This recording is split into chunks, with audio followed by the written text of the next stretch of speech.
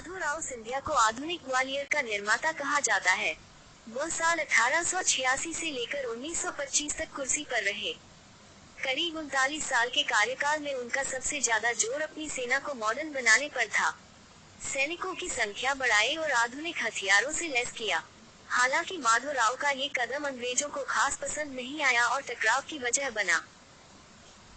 वरिष्ठ पत्रकार और लेखक रशीद किदवई अपनी किताब द हाउस ऑफ सिंधियाज में लिखते हैं कि अपने चाहने वालों के बीच माधो महाराज के नाम से माधोराव की अंग्रेजों से अच्छी बनती थी।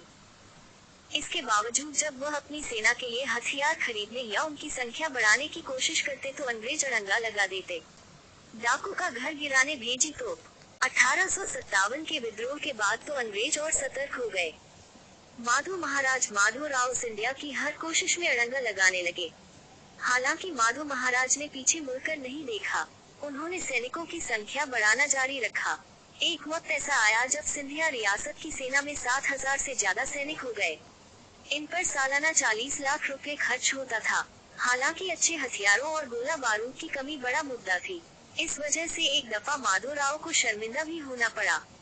किदवई लिखते हैं कि उन दिनों सिंधिया रियासत में बलदेव सिंह नाम एक डकैत था। उसके आतंक से लोग परेशान हो गए। डाकू बलदेव ने एक पहाड़ी पर अपना अड्डा बना रखा था और वहीं से लूटपाट को अंजाम देता। जब माधो महाराज को उसकी शिकायत मिली तो वह आग बबूला हो गए। फौरन डकैत का घर गिराने के लिए तोपें भेज दी। हाउस ऑफ सिंधियाज के मुताबिक माधो महाराज ने जो तोपें भेजी उसका एक भी निशाना डाकू बलदेव सिंह के घर पर नहीं लगा, क्योंकि उन तोपों में बहुत घटिया क्वालिटी का गन पाउडर था। माधो महाराज माधोराव सिंधिया ने कैम्ब्रिज यूनिवर्सिटी से LLD डॉक्टर ऑफ लॉज की डिग्री ली थी। वह सिंधिया परिवार के पहले शख्स थे जो विदेश गए थे।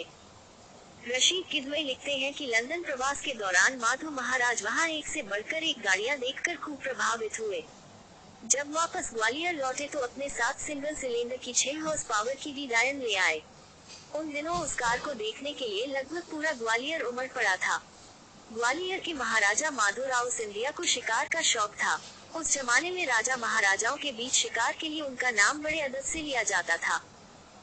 चर्चित इतिहासकार डोमिनिक लापियर और लैरी कॉलिंस अपनी किताब फ्रीडम एट मिडनाइट में लिखते हैं कि माधोराव को शेरों के शिकार का शौक था। उन्होंने अपने जीवन काल में कम से कम 1400 से अधिक शेर मारे थे। यही नहीं, माधो महाराज ने शेर के शिकार पर एक किताब भी लिख डाली थी। माधोराव सिंधिया ने वायसराय लॉर्ड चार्ल्स हॉर्डिन को भी शिकार पर आमंत्रित किया। बाद में लॉर्ड कर्जन को भी शिकार पर बुलाया। कर्जन ने माधोराव सिंह को सुझाव दिया कि ग्वालियर रियासत में कुछ शेरों को छोड़ा जाए। ये साल 1904 था। माधो महाराज ने वायसराय की सलाह मानी और उन्होंने पहले जूनागढ़ से शेरों को लाने का प्रयास किया, लेकिन सफलता नहीं मिली। इसके बाद उन्होंने अफ्रीकी शेर मंगवाए और ग्वालियर के जंगलों में छोड़ा।